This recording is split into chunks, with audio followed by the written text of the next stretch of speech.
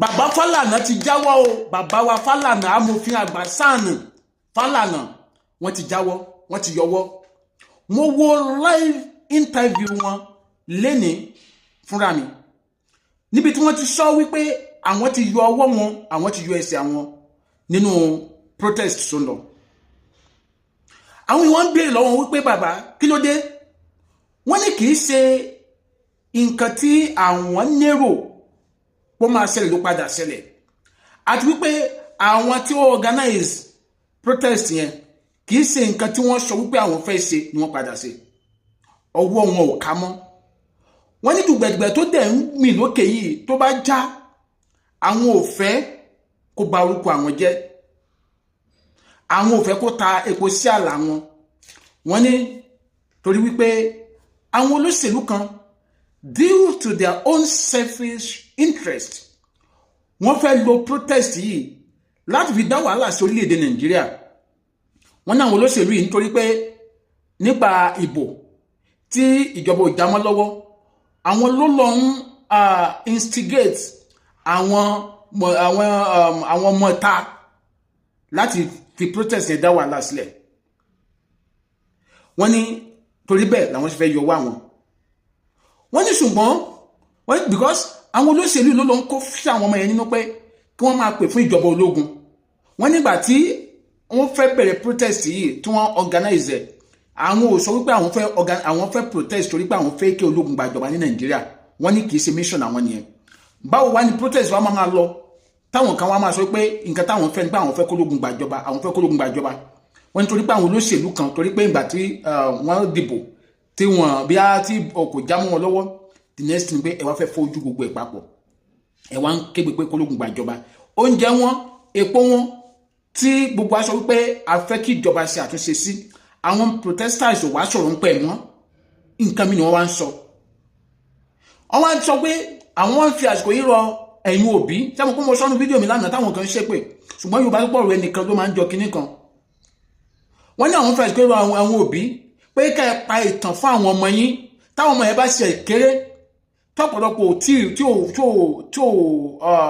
tí dáyé tàbí tọ́pọ̀lọpọ̀ tí gbọ́n nígbà táwọn ológun ṣe ìjọba lórílẹ̀‐èdè yìí, ẹ pàtàn fún wọn, ẹ jẹ́ kó mọ ìyàtọ̀ tó wà láàrin ìjọba ológun àti ìjọba alágbádá. Wọ́n ní ẹ jẹ́ kí wọ́n mọ nǹkan tó ju yín rí láyé ìjọba ológun, àìbalẹ̀ ọkàn yìí láyé lo ológun tó kó wa sí lórílẹ̀‐èdè yìí. Àwọn náà wọ́n fi àfikún sí pé ìṣòro tá à ń dojúkọ lórílẹ̀‐èdè lọ́wọ́lọ́wọ́ eléyìí táwọn ológun tí wọ́n kó wa sí ni. Torí láyé ológun kò sí freedom of speech, o ò lè sọ ilé tó wù ẹ́, o ò lè tó wù ẹ́, o ò lè ṣe nǹkan tó wù ẹ́. Wọ́n ní kódà àwọn ológun máa ń kówó jẹ ju àwọn olóṣèlú lọ, wọ́n dẹ̀ ké probe wọn.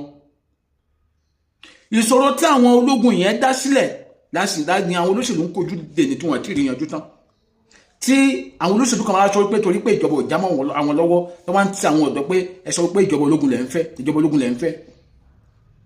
Wọ́n ní tí ìjọba ológun yẹn bá padà wọlé kò ní rọgbọ fún anybody o. So wọ́n ní disney táwọn fẹ́ kí ẹ̀yin òbí tàbí ẹ̀yin tí ò yá yẹ́yẹ́ ẹ̀yin àgbàlagbà tẹ́ mọ nǹkan tó ju yín rí nígbà ìjọba ológun. Wọ́n wá tún sọ̀rọ̀ pé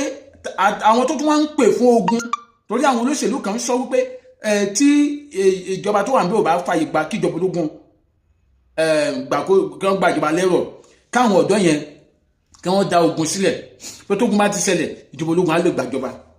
Wọ́n wá sọ̀gbà ní ó jẹ́ kí wọ́n á sọ̀rọ̀ ogun abẹ́lé tó ṣẹlẹ̀, wọ́n máa sọ òyìnbó torí ọ̀rọ̀ òfin Facebook pé ogun abẹ́lé tó ṣẹlẹ̀ pé kẹrin wọn létí àwọn kan wà níbẹ̀ up till today tó ẹgbẹ́ wọn ti recover, àwọn kan àjọ pé wọn recover dè ní pé kẹrin sọ pé káwọn ènìyàn pàtàn fún wọn àtúbọ̀tán ogun abẹ́lé. Torí mi mọ̀ bí àwọn olóṣèlú kan sì máa sọ wípé torí tara yín ẹ̀ ń pè fún ogun, tí ogun wá rí ogun wá jẹ́ bí àwọn tó dẹ̀ ń sọ yìí, àwọn tí ó ń pè fún ogun yìí ọmọ wọn ò sí ní Nàìjíríà, ìyàwó wọn ò sí Nàìjíríà. Ṣé ọmọ Peter Obi tó wà nínú àwọn tó ń protest sáàbúrò ẹ̀ wà ń bẹ̀, tí ẹ̀gbọ́n ẹ̀ wà ń bẹ̀, sí family ẹ̀ kankan wà ń bẹ̀? Ọmọ Àtíkù tó wà nínú àwọn tó ń protest sáàbúrò ẹ̀ wà ń bẹ̀, sí family ẹ̀ wà ń bẹ̀? Ọmọ Sowore tó wà nínú àwọn tó ń protest sáàbúrò ẹ̀ wà ń bẹ̀, sí family ẹ̀ wà ń bẹ̀? Gbogbo wọn kó àwọn family wọn kúrò ní Nàìjíríà, àwọn ń pètè ogun. Ní káwọn èèyàn máa protest according to bàbá Fálànà, wọ́n ní káwọn èèyàn máa protest, ṣùgbọ́n èwo ni pé kẹ́ máa sọ̀rọ̀ ogun bẹ́ẹ̀ ni pé ogun yẹn tẹ̀ jẹ́ ó dàbí yan kéèyàn máa mú gàrí lẹ́ẹ̀mejì lójúmọ́ kó mú gàrí ẹ̀kan lójúmọ́ gan lásán kó má fi kúlíkúlí mú má fi kankan mú ó dà kó jẹ́ pé ṣe lòun wọ́n jẹ ó dà ju ogun lọ ó dà ju ogun lọ nígbà tí ẹ̀yin kan bá wọn tún pète ogun nínú oúnjẹ wọn epo wọn ẹjọ́ sáàwárí oúnjẹ rárá mọ́ sáàwárí oúnjẹ kó wọlé mọ́ sáàwárí oúnjẹ àrókò lọ mọ́ sórí bíbẹ́ lògùn orí fífọ́ nǹkan tí bàbá yẹn fi sọ pé òun yọwọ́ nìyẹn láti jọ táyé làwọn èèyàn máa ń protest against ìjọba tó bá dáa ṣùgbọ́n kì í ṣe pé kẹwàá máa sọ pé a fẹ́ kó ogun ṣé àwọn èèyàn ronú sá torí pé ẹ dìbò ẹ wọlé ẹ wá fẹ́ kó gun ṣẹlẹ̀ kíjọ kó lógun gbàjọba ẹ ń wò ní mo pé tó bá já máa wà lọ́wọ́ kí gbogbo ẹ̀ kú bàjẹ́ ìdí ẹ̀ nìyẹn tá a fi sọ wípé ẹ̀yin òbí ẹ pé àwọn ọmọ yẹn ṣàkíyèsí torí lọ́wọ́lọ́wọ́ báyìí a ti mú àwọn 600 people ní Òkè Ọya 600 ni wọ́n ti kó báyìí tọ́lọ́pàá ti kó àwọn tọ́lọ́pàá kó yẹn ọ̀fẹ́ kọ́ ní fámìlì wọn máa béèlì wọn o tẹ́ bá tẹ̀ jẹ́ kí mi jáde bàbá Fálànà tó jẹ́ agbẹjọ́rò ajàfẹ́tọ̀ọ́ ọmọ ènìyàn tó tún máa ń lọ ń gbẹnu sọ fún àwọn lọ́fẹ̀ẹ́ bàbá yẹn náà ló ti condemn wà tí wọ́n wùí pé òun lọ́wọ́ sí báwo ni wọ́n ti fẹ́ jáde báyìí so ìwọ òbí tí o bá advice ọmọ ẹ̀ ń sìn ìwọ ìyàwó tó bá advice ọkọ ẹ̀ tó náà wà lára wọn tó ń já shop mi sọ pé àwọn tó ń protest peacefully o ẹ má tì mí gbọ́ o ṣùgbọ́n tó wà lára wọn tó ń já shop àwọn tí wọ́n kọ́ ẹ̀ náà kì í ṣe àwọn tó ń protest peacefully o àwọn tí wọ́n fẹ́ dá wàhálà lẹ́nu wọn kó o so wọ́n tí ìyàwó ẹ̀ àmì tí ọkọ ẹ̀ bá wà lára wọn tó fẹ́ dá wàhálà lẹ́nu lórílẹ̀‐èdè yìí tó wà lára wọn tó ń já shop tètè yá sọ fún kó máa bò ńlé tán bá ti gbé kò wá mọ́ o bá dẹ̀ máa wá àwọn akẹ́ máta family house yín torí owó tán máa fi bẹ́ẹ̀lì ẹ̀ ó lè má kà so it's more better for you to advise him now to come back home because ẹ lè sọ wípé ìjọba ò dáa kẹ́yìn lọ tó máa sí kẹ́yìn tó máa sí nǹkan tó burú ju tìjọba yẹn lọ ìjọba ò dáa là ń pariwo ìjọba ń fi àjọ ẹ̀yìn kan tó máa ń sí nǹkan tó burú ju tìjọba yẹn lọ now mo wá list àwọn nǹkan tí bàbá yẹn sọ tó condemn mo list ẹ̀ sílẹ̀ mo ṣe kíni mo list ẹ̀ sílẹ̀ ẹ máa gbọ́ ọ bàbá yẹn sọ̀rọ̀ nípa accountability wa ó ní ìṣòro orílẹ̀-èdè yìí kì í ṣe president bàbá òsàn àgbẹ̀sọmọ APC ẹ̀ pé bàbá náà dẹ́ máa ń sọ̀rọ̀ takò ìjọba kẹ́lẹ̀ mọ̀ pé bí tọ́rọ̀ náà sì òótọ́ ti ń jáde ó ní ọ̀rọ̀ tó ń ṣẹlẹ̀ lórílẹ̀-èdè wa kì í sọ̀rọ̀ president nìkan ó ní ìṣòro orílẹ̀-èdè wa kì í dẹ̀ ṣe ìsìn ló ti bẹ̀rẹ̀ ó ní látàrí àwọn bàbá náà ní Nàìjíríà òtítọ́ and which is tẹ́ bá mo wo sinimá ìyá filmọ́ ẹ̀ it's all about ìyá Fẹlá Aníkúlápó Kútì nígbàtí àyàn tí mo wá wo bí tí àwọn ìyá ẹ̀ ti ń ṣẹ̀fọ̀hónú hàn ìfẹ̀hónú hàn mọ́ni so ìfẹ̀hónú hàn tẹ̀ tí wà ní Nàìjíríà tipẹ́tipẹ́ ó túmọ̀ sí pé ó ti pẹ́ tí Nàìjíríà ò ti dáa kò dẹ̀ dáàdì sí kì í ṣe báyé Tinubu ní Nàìjíríà ò ti ṣe máa dáa ẹ mọ̀ rẹ̀ pé Nàìjíríà ò dáa náà nígbà táwọn 1966 táwọn ológun gbàjọba ìjọba àkọ́kọ́ ẹ̀ pé àìdá Nàìjíríà náà ló fà náà ń gbà yẹn wọn náà ló dẹ̀ ti sìn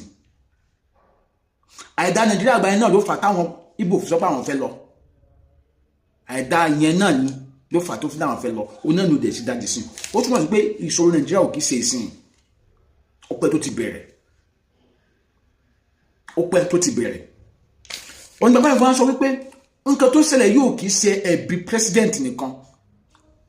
ó ní àwọn owó tí wọ́n fún àwọn governors yẹn kí wọ́n fi ṣe ó ní kí làwọn governors yẹn fi owó yẹn ṣe kódà ìwọ̀n ìbílẹ̀ tí mo lè judge ó sọ ó ní ní April 872 billion ló jáde láti àpò federal government sí state àti local government tàdé mọ́ nǹkan tó fi sẹ́nsìn ó ní ní May 786 billion ló jáde ó ní ní June 907 billion ló jáde July I think is 966 billion ló jáde gbà tó máa wá bẹ̀rẹ̀ tó tẹ̀ wá gbà tó wá bẹ̀rẹ̀ ti ní 2023 ni àwọn yẹn jáde o gbà tó bẹ̀rẹ̀ ti yẹ yìí mo tẹ̀ mí tẹ̀lé mo àní tẹ̀ ṣe mí ó ní owó yẹn federal government release out to the state level and local government level ó ní kí làwọn yẹn fowó yẹn ṣe bàbá yẹn sọ gbogbo live interview yẹn ó ní kí ni wọ́n fi owó yẹn ṣe tẹ́bà dẹ̀ gbàgbé bàbá Tinubu jáde I have the video with me here tóun gangan sọ pé you guys should hold your governance responsible ó sọ pé òun ṣe increase revenue fún wọn ó sọ pé òun ṣe fún wọn ní owó tó wó ṣe jáde bàbá yẹn wá sọ pé but torí pé democratic system of government and practice and we have constitution to guide wa ó ní ìwọ̀nba bóun ṣe lè kún wọn ní pápá mọ́ra mọ́ because àwọn náà ní agbára tiwọn bóun ṣe jẹ́ president òun ní agbára tòun náà àwọn náà ní agbára tiwọn so agbára tòun náà ó níbi tó ń lè lò mọ́ òun ti release owó fún wọn ẹ gbọ́ mi clearly o òun release owó fún wọn ó wá ní káwọn aráàlú béèrè pé kí wọ́n fowó yẹn ṣe àwọn gómìnà yẹn fi owó yẹn pa wọ́n fi ṣe àpapín I'm not siding anyone oye ó ní wọ́n fi owó ó ní bàbá Fálànà sí wọ́n ń sọ̀rọ̀ kí ló bàbá Fálànà tó jáde wá máa sọ̀rọ̀ sí bàbá yẹn ti rí ìdí òkodoro ọ̀rọ̀ ni kí bàbá yẹn tó kó tó máa mention àwọn owó tó jáde yẹn pé owó báyìí jáde bàbá yẹn ti rí òkodoro ọ̀rọ̀ ni bàbá Fálànà tàbí sọ lóṣèlú so ẹ jẹ́ ká bèrè lóòótọ́ àwọn governors tó kí wọ́n fi àdúró owó yẹn sí wọ́n gangan wo state yẹn láti gbà táwọn governors kọ̀ọ̀kan tó wà bẹ́ẹ̀ kí ni nǹkan tí wọ́n ṣe tí wọ́n gánà sọ pé owó yẹn ni wọ́n náà ti ná síbẹ̀ wọ́n gangan wò ní gbogbo Ondo state lẹ́yìn flyover kìíní tí wọ́n fogún ọdún kọ́ yẹn kò sí nǹkan gidi kan tó wọbẹ̀ láti gbà tó ti débẹ̀ Akéètì fi kúrò ó fi papòdà ó jẹ àwọn òṣìṣẹ́ lówó ni Akéètì fi papòdà ó jẹ àwọn òṣìṣẹ́ lówó ni ó fi papòdà mo lè ka more than 10 towns or community títí tí wọ́n dá wọ́n dẹ̀ ń gba owó yẹn likewise in Osun state and other states like that so kí ni wọ́n fi owó yẹn ṣe federal government dẹ̀ release owó yẹn fún wọn so ó kẹ̀jẹ̀ wípé ọ̀rọ̀ Nàìjíríà dàbí balẹ̀lẹ̀ a responsible balẹ̀lẹ̀ tó ń ṣiṣẹ́ kárakára pé kí òun lè mú inú ìyàwó àtọmọdùn tó yẹ pé tó bá ń jáde ní àárọ̀ ó máa fún ìyàwó ní owó ìyá lágbájá take this money prepare something for yourself and children something meaningful tó dẹ̀ jẹ́ pé ó dẹ̀ fún ní owó tó nítumọ̀ ó wá lọ gbà tó dé ó bá wọn mọ wọ́n ń sunkún wọ́n sọ bàbá yẹn pé bàbá ìyá ni ẹ́ bàbá burúkú ni ẹ́ ó take care wa ó responsible ó ṣe kíní kan ó ṣe gbàgbọ́n wọn bàbá yẹn délé yìí kò lọ́kàn ó mọ̀ pé òun ò ṣẹ̀ ó wá ń fi òwe bá àwọn ọmọ yẹn sọ̀rọ̀ pé ṣé ti bá ìyá yín sọ̀rọ̀ kí ni ìyá wa ṣe má sọ̀rọ̀ ìyá wa ìwọ ṣe bí wọ́n ló bí wa ìwọ ni bàbá wa wọ́n ni kíní kan ohun tó ní ṣé ti bá ìyá yín sọ̀rọ̀ ó ti ẹ̀yẹ torí pé ó ti fún ìyá wọn lówó dáná fáwọn ọmọ bí àyà fowó ṣàpàdé tàbí ó fowó ra àǹkárá àwọn ọmọ wa rò pé bàbá wọn ni ò ṣe kí ni ò responsible bọ́ọ̀rọ̀ Nàìjíríà sì jẹ́ ni ẹ̀ bí ọ̀rọ̀ Nàìjíríà sì jẹ́ ni ẹ̀ president lè release owó jáde owó túlùtúlù bàbá yẹn sọ mo gbọ́ fídíò yẹn ó ní òun fi kún owó wọn nígbà tó débẹ̀ yìí bàbá Fálànà tó wá tún padà rí confirm bàbá yẹn dẹ̀ sọ lóòótọ́ pé òun ti confirm o òótọ́ ni owó jáde lápò federal government lọ sí state tí ò kí sowó kékeré o ẹ bá bẹ̀ lọ́wọ́ state government kan tó fowó yẹn sí o gbogbo adé fi gbọ́ sálẹ̀ gbọ̀ kò sí ẹsẹ̀ tó yà síbẹ̀ tó ṣe bẹ́ẹ̀ ń gbọ́ nǹkankan kí ni wọ́n fowó yẹn sí mo ṣe máa ń sọ̀rọ̀ Abia state ó jẹ́ àwọn òṣìṣẹ́ state ẹni 4 months salary owó tó gbà ní federal level kí ló fi ṣe bí gbogbo wọn ṣe jẹ àwọn òṣìṣẹ́ wọn lówó kiri nìyẹn kí wọ́n fowó yẹn ṣe àwọn fowó yẹn ra property síta náwọn governance yẹn wọ́n fowó yẹn ra property síta owó tí state ń fún wọn wọ́n fi ra property síta owó tí federal government fún wọn ẹ̀ là ń pariwo pé federal government ni Tinubu ni tí gbogbo ẹ̀ lè rò pé a lè délé president lórí ni a lè dé gbogbo ẹ̀ lè president lórí so àwọn olóṣèlú tí wọ́n wá torí pé ìjọba ò já mọ́ wọn lọ́wọ́ tí wọ́n wá ń sọ fáwọn nǹkan pé ẹ dàrú kí ológun lè gbàjọba yìí ṣe báwọn náà sí ìjọba rí ṣe bá Àtíkù ṣe bí 8 years lọ́lọ́ láyé ìjọba Ọbásanjọ́ tó ṣe vice president Ọbásanjọ́ àbí ṣe bá mọ owó tó náà kó jẹ tí bàbá Ọbásanjọ́ dẹ̀ sọ pé owó tí Àtíkù kó jẹ owó tí Àtíkù nìkan kó jẹ bàbá Ọbásanjọ́ sọ pé ó tó bọ́ Nàìjíríà fún 40 years the whole Nigeria pé owó tí Àtíkù kó jẹ ó bọ́ wa fún 40 years Àtíkù yẹn ló wá sọ pé torí pé ìjọba ò jámọ́ lọ́wọ́ tó instigate àwọn kan sìn Peter Obi ó ṣe governor ní state ẹ̀ kí ni nǹkan gidi tó wọ state ẹ̀ 8 years tó lò kí ni nǹkan gidi tí Peter Obi ṣe sí state ẹ̀ tó jẹ́ àwọn ìṣẹ́lówó tó yẹ pé ó bà gbogbo ẹ̀ jẹ́ ó wá fẹ́ ṣe president ó contest ó wọlé ó wá sọ pé ká rí gbogbo ẹ̀ sógun kólógun àlè gbàjọba pé tó bá ti jámọ́ yín lọ́wọ́ tẹ́ bá jẹ́ pé nífẹ̀ẹ́ orílẹ̀-èdè wa lóòótọ́ nítorí pé nǹkan kò jámọ́ yín lọ́wọ́ kẹ́ má wàá pètè báwọn yẹn sì máa wà ní àlàáfíà wọ́n bẹ̀rẹ̀ sí ń pètè ogun yìí ṣé ó máa jẹ́ kí nígbà tó kún máa ṣẹlẹ̀ èèyàn á gbé private jet ẹ̀sán lọ lóyìnbó àwa wa máa wà nínú hílà yìí lò tó wáyé pé fẹ́ràn wa ṣé ẹ máa gbàdúrà kẹ́ ẹ jù wá sínú hílà yìí lò kẹ́yìn wá sá lọ ṣe bí mo ṣe máa ń sọ̀rọ̀ báyìí Sowore wà ní Amẹ́ríkà ṣebí Sowore náà wà lára wọn tó ń fòun ránṣẹ́ sí àwọn youth pé ẹ má gba ẹ dàrú ní tó bá lè dogun kó dogun bá lè dìjà kó dìjà but Sowore àti ìyàwó àtọmọ wọn wà ní Amẹ́ríkà mo ṣe máa ń sọ̀rọ̀ yìí tó wáyé pé wọ́n fẹ́ràn wa lóòótọ́ wọn ò ní fẹ́ kí wàhálà ṣẹlẹ̀ torí tó gun máa ṣẹlẹ̀ mind kò lè affect Tinubu on private jet kì í ṣe pọ́sẹ̀ máa lọ máa book flight gbàǹbá yìí within how many hours ní Nigeria sí UK maybe 6 hours bá tẹ̀lé wà dúdú wà lè tí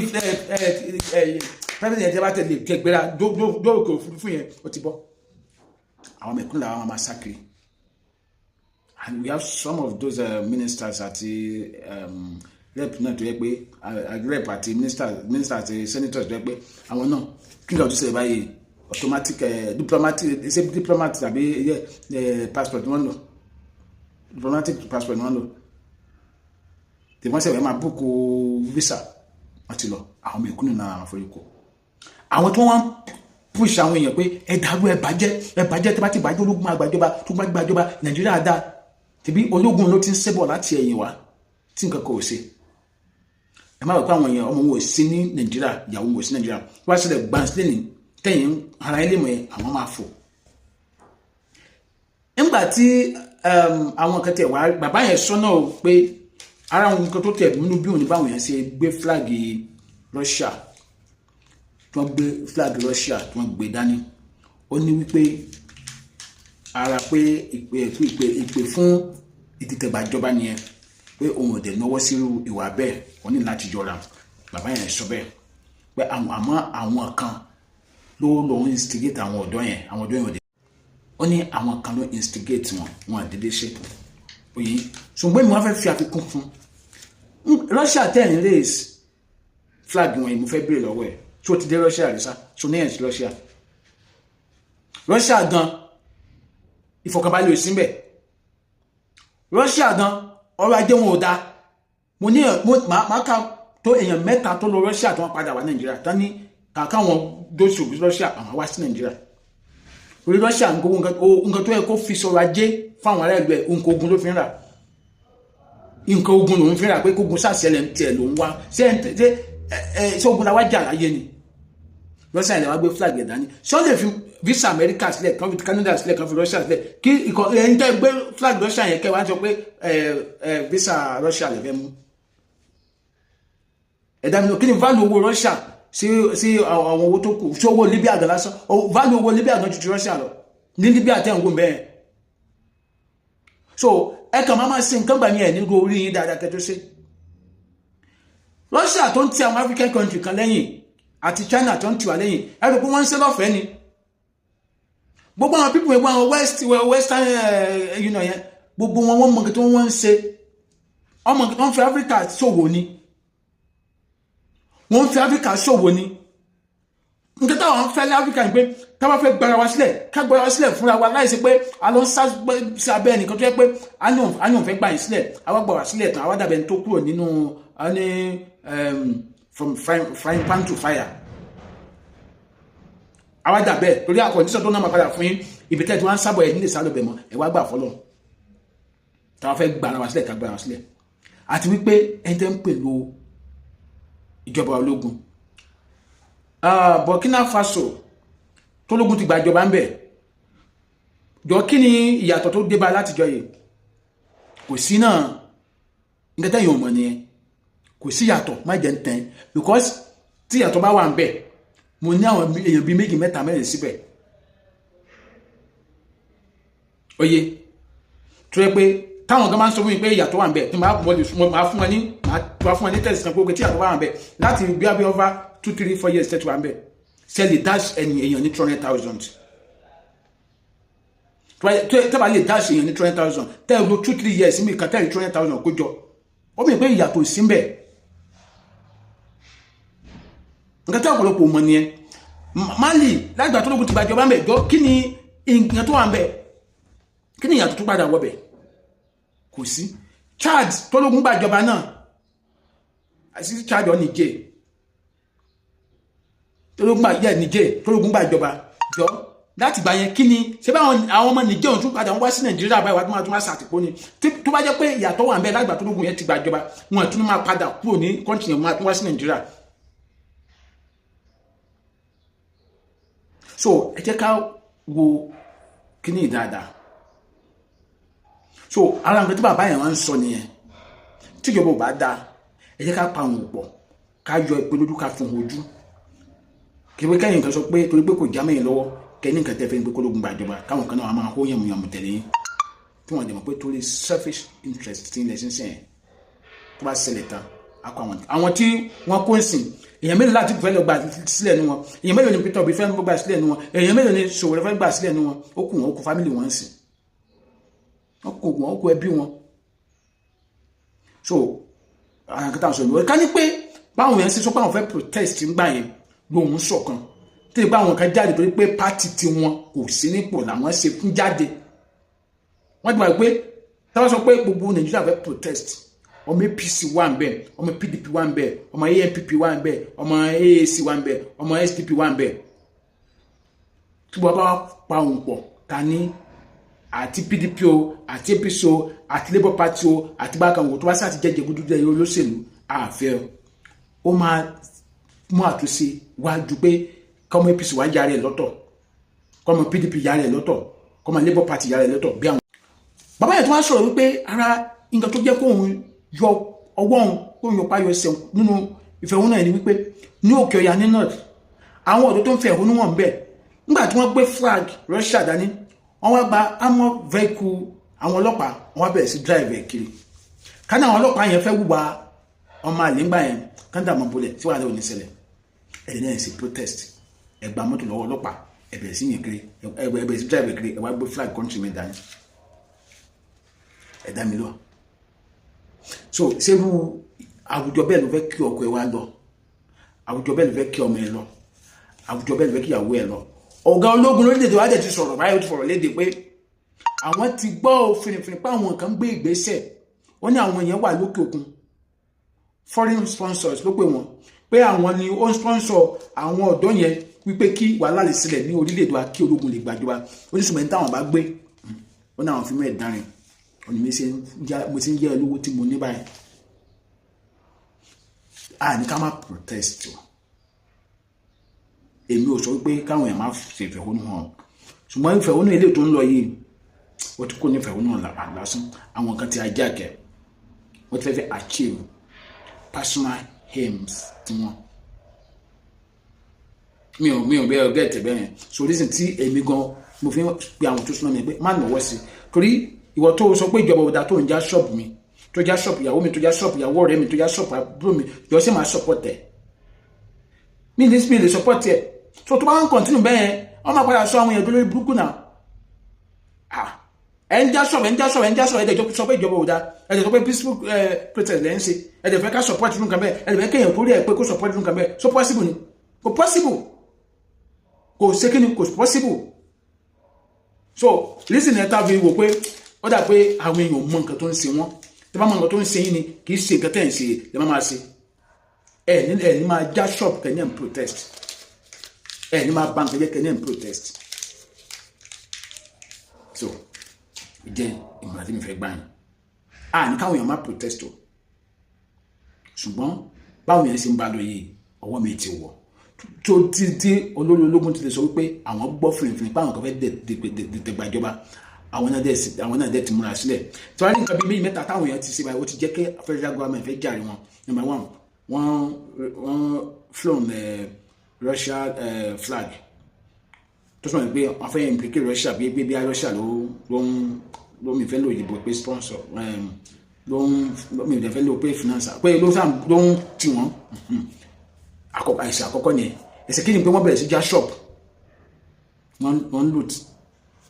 ẹsẹ̀ kejì ni ẹsẹ̀ kẹta ni pé wọ́n gba mọ́tò vehicles àwọn ọlọ́pàá wọ́n hijack lọ́wọ́ àwọn ọlọ́pàá wọ́n bẹ̀rẹ̀ sí wà kí wọ́n fi ṣe protest so bójú mu ṣe peaceful protest ni ṣe peaceful protest ni ẹsẹ̀ kẹrin ni pé wọ́n wá ń sọ nínú orin tí wọ́n kọ pé àwọn fẹ́ ìjọba ológun náà àwọn fẹ́ ìjọba ológun náà àwọn fẹ́ ẹsẹ̀ kẹfà ni pé àwọn kan wá ń sọ ní wọn pé tó bá lè dogun kó dogun ogun kẹ Ọlọ́run ní jẹ́ ká rí Ọlọ́run ní ogun ò ní ṣẹlẹ̀ àwọn tó máa ní wá lára Ọlọ́run máa gbá kúrò olóṣèlú tó bá ti ní mẹ̀kúnnù lára lórílẹ̀‐èdè Ọlọ́run máa gbá wọn kúrò lágbára Ọlọ́run àgbá wọn kúrò Ọlọ́run àrò ti ìjìyà àwọn mẹ̀kúnnù Ọlọ́run àrò tàdúrà àwọn mẹ̀kúnnù àrò ti ẹ̀kọ́ àwọn mẹ̀kúnnù gbogbo olóṣèlú tó bá ti ní wá lára ìbájẹ́ Yorùbá ìbájẹ́ Hausa ìbájẹ́ Igbo ìbájẹ́ PDP ìbájẹ́ peace ìbájẹ́ Labour Party ìbájẹ́ SDP ìbájẹ́ ẹni pàdánù àti òtún àbátí ìbáwò kan wà Ọlọ́run àrò ti onírun funfun àti ti àwọn onírun àti ti àwọn agbègbè àbá gbá wọn kúrò nǹkan tí mi máa sọ nìyẹn bá mi share fídíò yìí Adomade lórúkọ mi ẹ má dàgbà láti subscribe sí YouTube channel mi ire ó dàbọ̀.